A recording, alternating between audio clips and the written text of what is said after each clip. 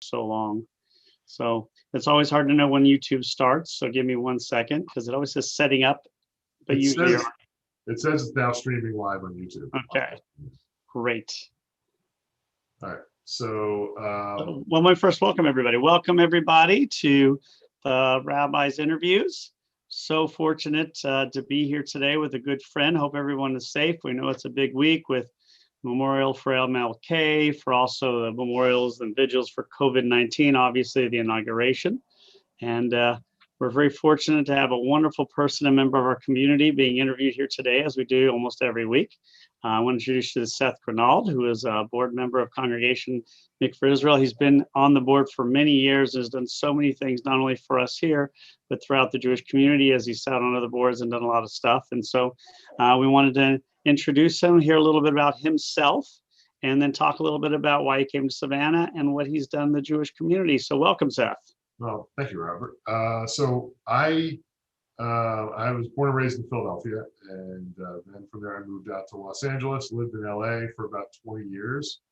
And then I was looking for work, and I heard about Gulfstream, and so that means Savannah, and I knew exactly one person in Savannah, and but one of the things, honestly, one of the things that was an appealing thing about it was I heard that there was a vibrant Jewish community here, which is indeed what I found when I moved here.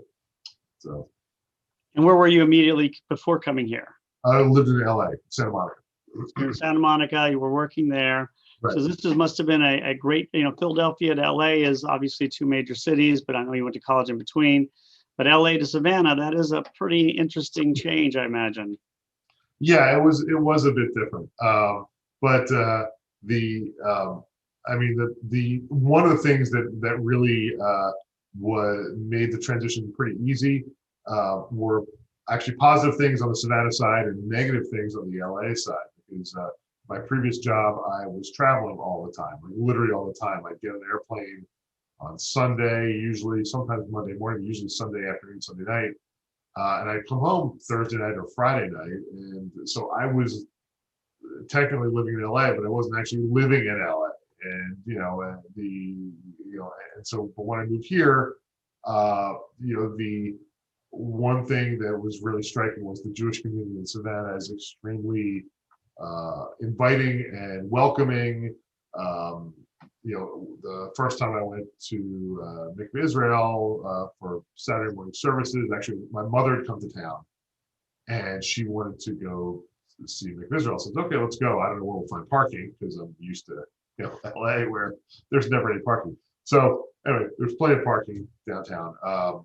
We went to services. Half a dozen people came up to me and they're like, "Oh, who are you? Welcome. How you doing?" Not like, "Who are you? We need fingerprints," but like, "Yeah, come on, glad to see you," and all that kind of stuff. So that was actually really nice. And so that was one of the things that really attracted me to Mikveh Israel. And so which airport did you fly out of in LA, or were you driving out of LA?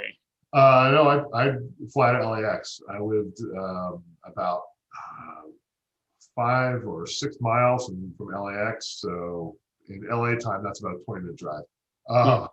So. I lived in LA for 4 years, and LAX is a very difficult airport. So to go back and forth every other day or so is probably 6 miles. LA is 45 minutes. Yeah, it was. So I took a cab, so I didn't want to drive that. People would say, "Why don't you drive and just leave your car parked down there?" I said, well, I'm thinking my car is probably safer at my apartment's garage than at the airport. But honestly, especially in hindsight, it's much easier to get in and out if the cabs take you there than if you're driving yourself. But and I don't know what parking is, but I'm sure it was actually probably cheaper to take the cab. Yeah. And so where did you go to college again? So I went to undergraduate at Drexel University in Philadelphia, and I got a master's degree at the University of Southern California. So, quite on. Right. So I know you're a computer engineer. Is that what your degree was in, or your master's? Actually, my undergraduate degree was information systems, which is basically what I do now. And I have an MBA. So, which also ties into what I do because what I work on is business software. All right, didn't do much studying in that, particularly in grad school. I actually was doing a lot of entertainment classes because it's LA, and who doesn't want to work in the movie studio, right? Yeah. Pretty much anybody who's actually worked in the movie studio, except that you get over a certain level, that is great, but below that, and it's like any other job where you're working like a dog, and not getting paid much. And, Yeah, and you're not always sure when your next job is going to come because they only last for a certain amount of time. Right, exactly. Do you have your own private jet? Did they give you that as a perk? I was at Gulfstream for 6.5 years, and the only aircraft I was ever in were not ready for flying. I never got into a finished aircraft. Now, I have a friend who he used to belong to the synagogue before he quit Gulfstream a year ago, and then he moved out of town. But he was an engineer, and part of his job was to actually help test the aircraft when it was completed before it was delivered to the customer. So he was an acoustics engineer, so he would bring equipment to measure the sound levels in the planes. And there'd be a bunch of other engineers on the plane doing other similar types of tasks. So they would take off, they'd fly around for the day. He'd have a half an hour of work to test his thing, and then he'd spend the rest of the time watching movies on his laptop. But they'd do all their testing, and they're also, of course, testing the aircraft's flight capability itself. And that is, sorry, of course, I'm getting text messages while we're at this. Sorry, and so he would, I understand they're very quiet, but I've never been on one that is actually, in flight. So, but yeah, I was basically in IT. So hold on a second. No, I guess we can't do that. I was in IT, so we were, it was an office job. We would not quite as exotic as as the acoustic engineer. But even I even asked him once. I said, how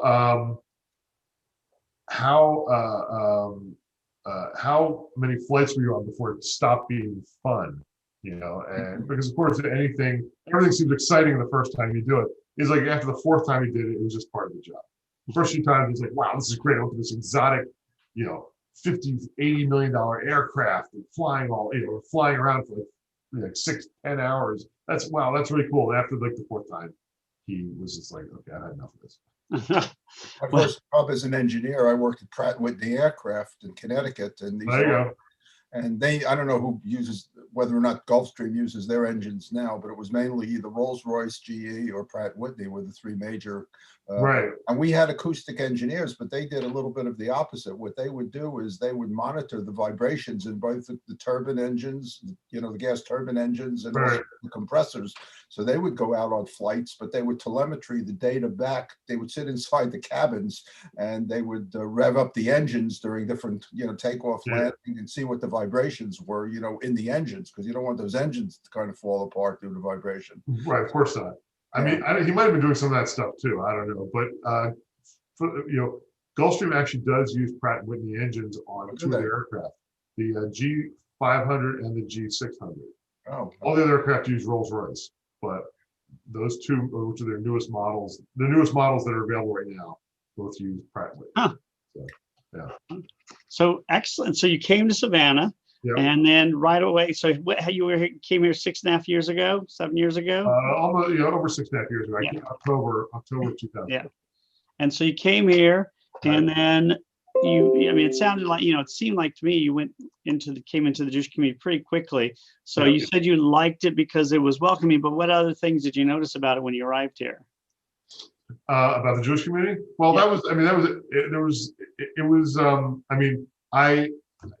I'm not exactly a history buff, but I do like history. And so the whole idea that this is the third oldest Jewish community in the country had a real, really fascinated me, I say. And I think the first time I went to Mikveh Israel was when I took the museum tour. The people are all really great. Because I've been, I was living in, again, I grew up in Philly. When I was living in LA, I go to, like probably most American Jews, I'd go to synagogue on the holidays, right? and that meant either if I was in on the West Coast, I'd either go down to San Diego with my cousin, or I'd go with my stepsister and her family to the synagogue that her mother-in-law belonged to. And it was just like, but the few times I actually went to synagogue on my own, it was never, Mikveh Israel, everybody's like, oh, hey, welcome, and all that kind of stuff. The other places, they're just like, they're looking, oh, there's somebody sitting over there. And that's so, but yeah, and it's just, I found that, and again, this is not news to anybody who's ever, put some effort into being involved in the community thing, but you get out of what you put into it. And so I made a deliberate decision to not just when I went home from work, just sit at home and watch TV, or go on Facebook all night, and to actually start participating in the community. And that's, I think, what led to me being invited to join the board, was that I was becoming more and more active in Mikveh Israel, and and again, like anything else, there's plenty to do. So the more that you got involved, the more people would see you and get to know you, and vice versa. So. And so what areas in the community, not only Mikveh Israel, did you get involved in when you first arrived? And also, well, that was really it. I mean, I was I had the one person I knew in Savannah. I worked with him in LA 25 years ago when I was in the video game business, and he teaches video game design at SCAD. So so I end up, so besides work and and Jewish community stuff, I was on Friday nights I get together with a bunch of the SCAD professors, and we'd go out and we'd get pizza, and they'd mostly be talking about, half the time they're talking about stuff that I had some interest in. They would have to talk about the office politics, and I'd just nod and smile and say, oh, that's very interesting. So and so said such and such, and I don't know who these people are, but okay. So, and then since then, I know you've joined the board of the synagogue, obviously. But have you done aren't you on the board of the JEA? Yeah. So last year they invited me to join the JEA board. It's ironic because I'd only joined the JEA as a paying member less than 2 years ago. And in fact, when I came there to fill out the application, they looked at me and like, "You're a member already, aren't you? We see you here all the time." And I was like, "Well, yeah, because I'm always going to events here, but I never actually belonged to the JEA." So yeah, and that's been kind of interesting. We have a board meetings tomorrow night, actually.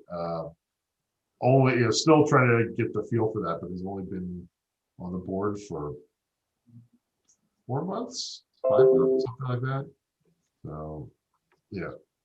And if you don't know, for anybody out there, the JEA is the Jewish Education Alliance, which is equivalent of the JCC in other cities. I think we may be the only JEA in terms of the name, but we're very fortunate for a small town to have a big JEA. It's pretty impressive. And so what organization or parts of Mikveh Israel and the city have you been working with, or volunteering with, or helping out with?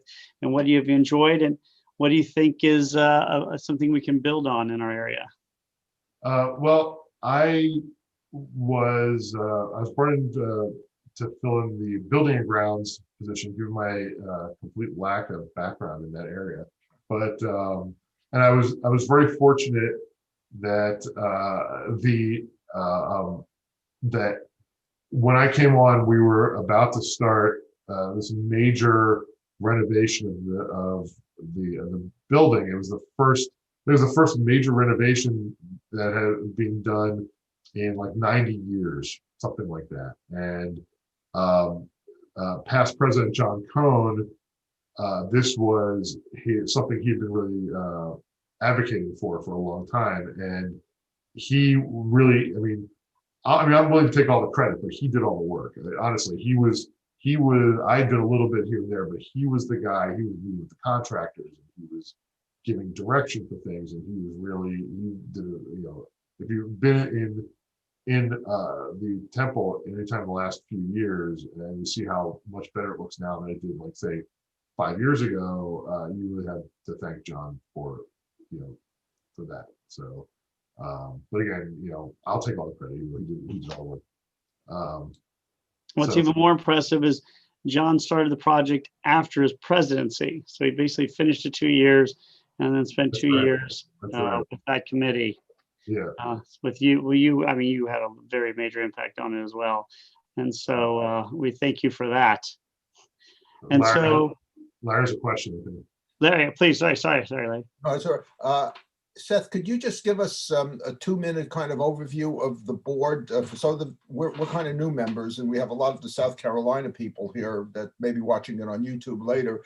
But how is it structured? How many board members? And I remember, when we were in New Jersey and I was a member of the board, one of the obligations was you had to chair a committee. I don't know if that's the same thing, if you chair of the House committee here, or could you give us a 2-minute rundown of the structure?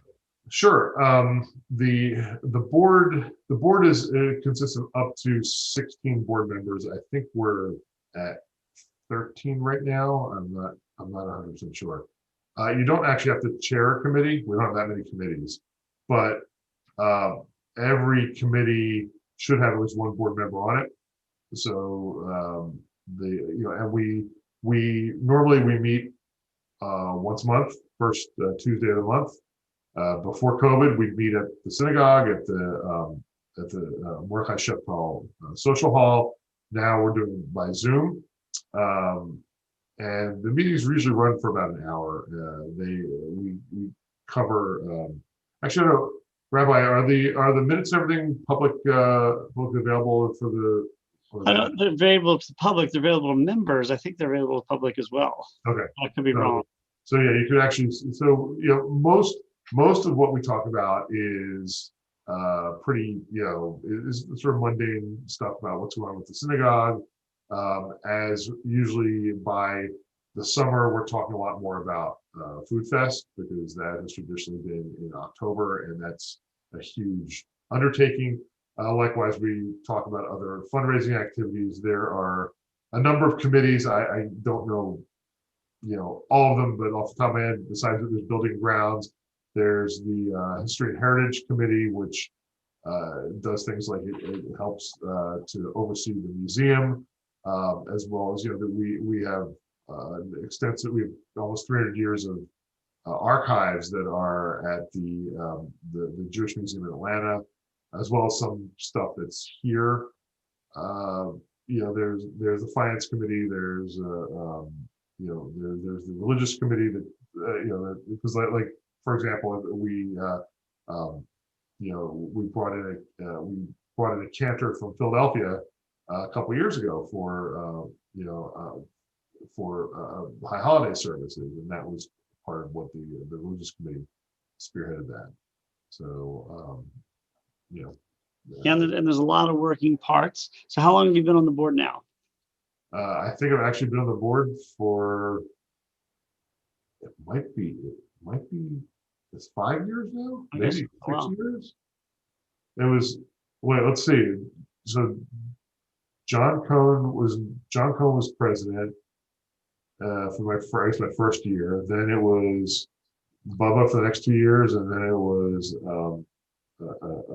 Charles. So that's so yeah, I guess it's 5 years. Then also exactly 5 years. So, pretty neat. Yeah. Terry, did you have any questions before we continue? What have you enjoyed outside of the Jewish community about being in Savannah, especially compared to Philadelphia and LA? Well, Savannah's a beautiful city, so that right there. I mean, the Philadelphia and LA. Excuse me. I still go back to LA about once a year. The first time I went back to LA after being here for 8 months or so, I was like, wow, everything is brown in Los Angeles. Savannah is just a very beautiful, city, and I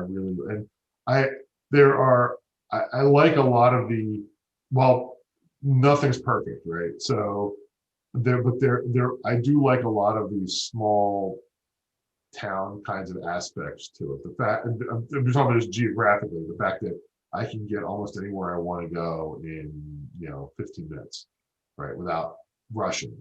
I remember a couple times I went to have dinner with my stepsisters, and she lived, it was literally 5 miles away from me in LA, and it was an hour and a half drive because it was Friday afternoon. Oh But my gosh. yeah, so so I like that, and the fact, like I said, I just ran into literally Leslie Westmoreland, our incoming president, yesterday afternoon when I was heading home from lunch. And like got my car, went to drive, and she lived in the area, and she would drive by, and we stopped and waited, said hello, and that kind of stuff. And that happens, that's not that unusual. Let's put Yeah. that. I've run into people I know in airports, and like once I was in New York and I ran into somebody on the street, and my friends who live in New York said, "We've never run into anybody we know." But it's sort of more when you run into people. On the flip side, it also means you have to sort of watch your mouth, because you never know who you're gonna, you might be in somewhere, right? You'll be saying, "Oh my gosh, so and so's a jerk. I can't." Oh, hey, how's it going? My brother. Yeah. So that's one of the things I really like. I like about Savannah is it's a beautiful place. It's got a lot of really nice stuff. A childhood friend of mine who lives in Princeton, New Jersey, was driving through town the other day. I met him for lunch out in Cooler because he and his son were just trying to barrel through to get home from South Florida. And I told him this is what I've told other people too. I said, look, you don't have to want to live in Savannah, but honestly, if you don't like Savannah, if you come here just to visit and you don't like it, there's something wrong with you. There really is. Unless you have some sort of obsession with, skyscrapers in New York or something, or something like that. So, Larry, you got a question? Yeah, Seth, you had mentioned you're on buildings and grounds. Yeah. We're a historic building, right? We are National Historic Register. That's correct. So we're under certain restrictions as far as like when we did the renovations inside and they repainted and looked so beautiful. What were some of the concerns that we had? Do you have to preserve, the integrity of the original intent of the architecture, or could you give us kind of a thumbnail of that? Yeah, I mean, there was. It's not a very exciting story because we weren't changing anything. It's not like we decided to paint everything in day glow plaid, or put in a disco ball hanging from the middle of it or something. All we were doing was we were repairing, because there were leaks. The paint was peeling. Some places you could see you see the place where it's sort of bubbling off the walls. So the windows were leaking. The wiring problems. Right. Yeah. We had there were 2 side attics in the sanctuary that had been sealed up in the 20s after the fire in the spire, and they've been sealed. There's no way to get into them. You had to cut holes to get in there.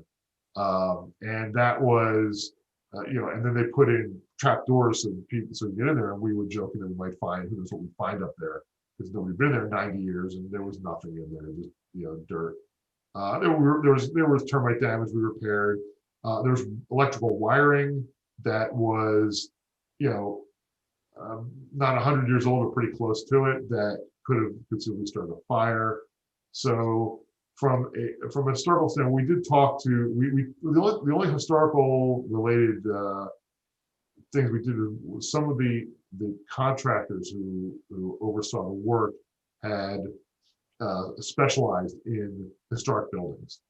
But since we weren't doing anything to the structure that would compromise the historical nature of it, there wasn't really a need for that. I mean, like I said, I was joking about a disco ball or something, but if we wanted to knock down the spire, for example, or put a different one up there, then yeah, we would probably have to. Then there would have to be something to go with the change the historic landmark status of the building, and there would have to be hearings on that kind of stuff. How So about we're things doing- if you had to repair the roof or things of that nature, or structural kinds of problems that might be, visible from the outside? Would that require then permission from the historic Uh, commissions? it would, if it was, again, if it was a dramatic type of change, if we're replacing parts of the roof with things that look the parts, newer version of the same kind of part, then no. If we were going to put in a Elon Musk solar roof, yeah, then we'd have to do something like that. But nothing. In our case, we literally didn't do anything that wasn't just repairing or upgrading what was there without making any significant changes to the that we some of the like I said, it was like some of the windows that were leaking were resealed, and there were some they used some of the more modern technologies for some of that stuff.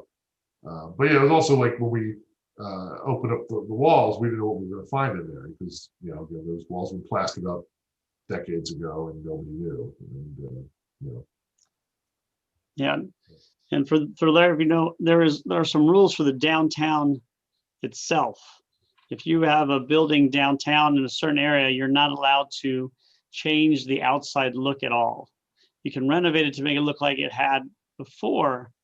The inside, they're a lot more lenient. So I don't know if that's for houses of worship, but it was really interesting that, SCAD has bought a lot of the buildings and has really updated the outside, but you also never know what you're going to get. There's a house nearby that became a tourist destination, I think, and they colored it a really ugly color.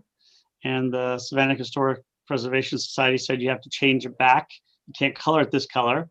And the guy chipped away and showed how that house had been that color like 150 years ago. And so there was nothing they could do because it was historically accurate. So they got to keep the color that they didn't like. But yeah, they're very strict about it. Obviously, as Seth said, we didn't do anything really to the outside except for clean it and push and stay some holes. So that was a big, to-do list because we're only expecting to work on it for less than a year to 2 years because of the. So you were on that. What are you doing at the Federation, or what did you used to do with the young adult group, obviously, before they closed that for COVID? Right. So even though, well, you can tell from here, I'm not exactly young. I participated in some of the Young Jewish Savannah events because I am single, but and that was just, I was just a participant. So they would have events every month or so, some get together thing, and mostly a bunch of people in their 20s and 30s, and it apparently worked very well because I guess when we started doing it, I'm going to say 7-8 years ago, it was a whole bunch of single people, and most of them ended up getting married off to each other. So, which was also the reason why participation died down. So we had a group at our synagogue, and then we moved it to the JEA because they hired somebody. We had a lot of marriages for a while there. We were on a roll. A lot of marriages, a lot of kids. Terry, did you have any questions? I want to make sure you can ask. This is Seth. He is a board member, and this is Terry. Yeah. I know Seth. Yeah. No, you were just talking about the place where I used to work, the Sorrel Wheat House, that bright Haitian color. Is it the store? Is that where they? It was the store. Okay, that's the one you were. Okay, excellent. Thank you for reminding me which house it was. So Seth, what do you look forward to seeing in Savannah in the future? Talk a little bit about COVID or don't, and for the Jewish community, and what are things you think we should be doing for the community and for the outside community?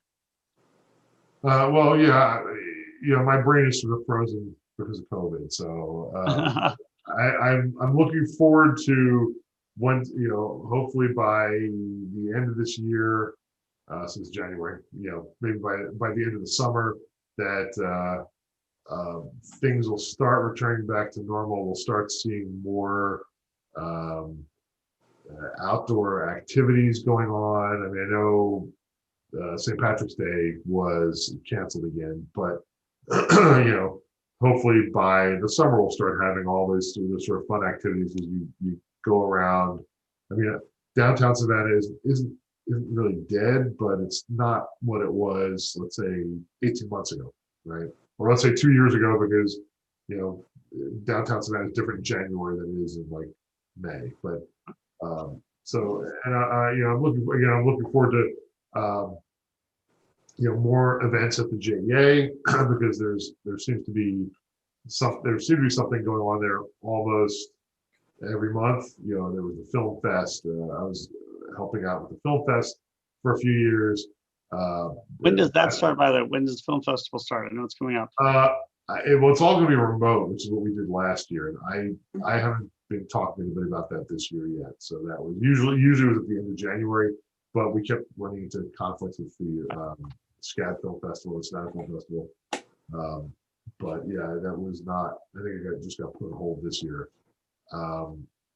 So yeah, and I tell you, like that, the first time I got on the film festival, it was a 10 or 12 day event, and then last year, again pre-COVID, we shrank it down to like 5 days. But and I think they're planning, once COVID's over, they want to redo it again. But yeah, so but I'm like, but they would have fundraising dinners at events at the Federation at the JA, and that was always fun. I mean, I'm kind of hoping we can get Senator Ossoff to come down to the and give a presentation once things are over. He can come down to the J and we can get he's running again in 2 years. I think Warnock's running again in 2 years, but maybe Right. Ossoff. Which one is it? Warnock running in 2 years? Warnock's running 2 years. Ossoff's going to be got the full 6. So. I know he's very dedicated to the Jewish community in Atlanta. So hopefully he'll get smart and move to Savannah. Well, his wife's a doctor in Atlanta, so it's probably but that's no excuse. But I think the Jewish community in Savannah should extend an invitation to him to come down, later this year when that's a good idea. Gathering publicly, and then that would be, I think that would be kind of. That's a good idea. We should do that. Any questions, Larry and Terry, before we finish up and say, Larry? Yeah, I don't know if you're permitted to even answer this one, but is there any concerns about security that we have now? I mean, in light of what's happened at the Capitol the last couple of weeks, and with even upcoming events, and I know we're kind of closed, except for administrative staff, Rabbi is there, and so forth. But are you able to answer that without revealing too much? Yeah, I mean, it's not really a concern right now because we don't. The main concern obviously is for people, right? Where I think I don't think anybody is. Well, I mean, so and since the people aren't gathering, there's not really an issue with that. I can tell you, like after the shooting in Pittsburgh and so forth, we changed our security measures at the synagogue a bit, and this is nothing very secret. I'm not telling anything out of school, but like what we used to do like 5 years ago, for example, the doors, the front door, the main doors of the synagogue opening to the square would be open, the whole time, right? Anybody could come in whenever they wanted. After those tragic incidents, we would close the doors about 10 minutes into services, and they would be locked. Anybody who wanted to, obviously, in case of fire or something, you could still go out, but they'd be locked from you couldn't come in from the outside. Anybody who wanted to come in would have to come in through the side door on Wayne Avenue, and that's how they would have to come in. So there were things like that. We talked about. There's some other things that are not particularly interesting, that are not not going to go into. But we talked at one point about putting a metal detector or a man trap or things like that. And thankfully, we have not had to go to that kind of stuff yet. But one thing that kind of dawned on me is that talking around the Capitol and maybe these tours that took place in the Capitol before, the day or two before for the so-called reconnaissance visits, do we have video surveillance in any places, and that we can, basically store information, or at least put up signs saying this place, the entranceways are under video surveillance, or, you watch the tour people as they're coming in? Which Yeah, we yes, got we the do. tours, obviously. Yeah, as Rabbi said, we do have some video surveillance stuff. hooked Yeah, up. anybody coming in through the main door should be on the video camera. So we've had Thank you. one or two cases where we didn't let somebody, but most of the time it's always been fine. Oh, well, sometimes it's good just for retrospective. Yeah. Looking back, if. It really is. Or just people know that you're under surveillance, that Yeah. you're a little bit of a harder target. We had Rabbi Simons, actually, who was from Pittsburgh. We belong also out here in South Carolina to Temple Oseh Shalom. And he was the rabbi at the JEA in Pittsburgh, which was the one that was the closest one to the shul that was under attack there. And he talked about some of the additional security. It's the horse is out of the gate, so to speak. Right. They're putting in the measures, but at least you learn from those things. Yeah. Also, we've had, we have police presence, very visible police presence at Right. every synagogue event. So, which is, of course, that's the thing. My father was an architect, and he was back in the 70s and early 80s. He was working on some stuff with the Pennsylvania Avenue Development Corporation in DC, which was because Pennsylvania Avenue back in the 60s, by the 60s was kind of a decrepit street. It runs between the Capitol and the White House.